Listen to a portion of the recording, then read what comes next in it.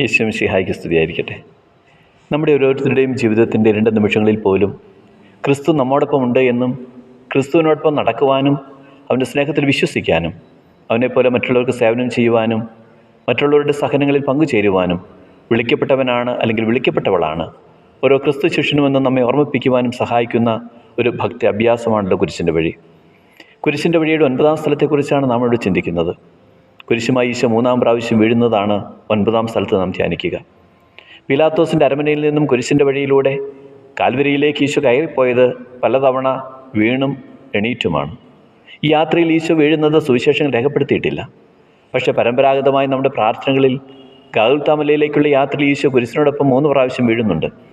കുരിശിൻ്റെ വലിയ ഭാരവും വഴിയുടെ കഠിന സ്വഭാവവും ശരീരത്തിൻ്റെ ക്ഷീണവും ശരീരത്തിൽ ഏൽക്കേണ്ടി വരുന്ന പീഡനങ്ങളുമൊക്കെ ഈ യാത്രയിൽ ക്രിസ്തു കുരിശോടുകൂടെ വീഴുന്നതിന് കാരണമായിട്ടുണ്ടാകും. കാൽവരിയിലേക്കുള്ള യാത്രയിൽ കുരിശിനോടൊപ്പം 3 പ്രാവശ്യം വീഴുന്ന ക്രിസ്തു നമുക്ക് നൽകുന്ന സന്ദേശം എന്താണ്? ഒന്നാമതായി, ക്രിസ്തുവിനെ പോലെ കുരിശ് സന്തോഷത്തോടെ ജീവിതത്തിൽ നാം ഏറ്റെടുക്കാൻ നമുക്ക് കഴിയണം. ജീവിതത്തിലെ കുരിശനുഭവങ്ങളെ സന്തോഷത്തോടെ സ്വീകരിക്കുക അത്ര എളുപ്പമൊന്നുമല്ല. കുരിശനുഭവങ്ങൾ പല വിധത്തിലുള്ളതാകാം. അത് രോഗമാകാം, സാമ്പത്തിക തകർച്ചകളാകാം, തെറ്റിദ്ധാരണകളാകാം, കടഭാരങ്ങളാകാം, ഒറ്റപ്പെടുത്തലുകളാകാം, ദാമ്പത്യ ജീവിതത്തിലുള്ള അവിശ്വസ്തതയാകാം, പ്രിയപ്പെട്ടവരുടെ വേർപാടാകാം. എന്തുമാകട്ടെ, ജീവിതത്തിലുണ്ടാകുന്ന കുരിശനുഭവങ്ങളെ കൈയൊപ്പി സ്വീകരിക്കുവാൻ നമുക്ക് സാധിക്കണം. രണ്ടാമതായി, വീഴ്ചയിൽ നിന്നും എഴുന്നേൽക്കണം, അല്ലെങ്കിൽ എഴുന്നേൽക്കാൻ സാധിക്കും എന്ന സന്ദേശമാണ് കുരിശിൻ്റെ വഴിയുടെ 9-ാം സ്ഥലം നമുക്ക് നൽകുക. വീഴുന്ന കാര്യത്തിൽ മനുഷ്യനോട് വളരെയേറെ സമനായിത്തീരുകയാണ് ഈശോ. ഇവിടെ പ്രധാനപ്പെട്ട ഒരു കാര്യം, വീണ്ടും വീണ്ടും വീണ്ടും വീണ്ടും വീണെങ്കിലും വീണെടുത്ത് അവിടുന്ന് കിടക്കുന്നില്ല എന്നതാണ്. അവിടുന്ന് എഴുന്നേറ്റ് വീണ്ടും നടക്കുകയാണ്. അവിടെ അവൻ നഷ്ടധൈര്യനാകുന്നില്ല, നിരാശനായി പിന്മാറുന്നില്ല.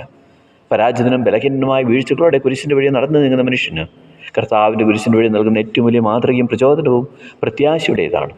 ഓരോ പ്രാവശ്യം വീഴ്ചയിൽ നിന്നും പുറത്തു കടക്കാൻ കഴിയുമെന്നും പാപങ്ങളിലും കുറവുകളിലും ബലഹീനതകളും തട്ടി എണ്ണമറ്റ പ്രാവശ്യം വീണാലും വീണ്ടും എഴുന്നേൽക്കാൻ കഴിയുമെന്നും വീണ്ടും ജീവിതയാത്ര തുടരാൻ കഴിയുമെന്നും ഈശോ നമ്മെ പഠിപ്പിക്കുകയാണ്.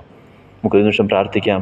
എനിക്ക് വേണ്ടി ക്രൂശനായ ഈശോയെ, അങ്ങ് കുരിശുമായി 3-ാമത് വീണതിനെ ഓർത്ത് പാപത്തിൽ വീഴാനിടയാകുന്ന ഓരോ അവസരത്തിലും എഴുന്നേൽക്കുവാനും നിൻ്റെ കുരിശിൻ്റെ ചുവട്ടിലേക്ക് വരാനും എന്നെ സഹായിക്കണമേ.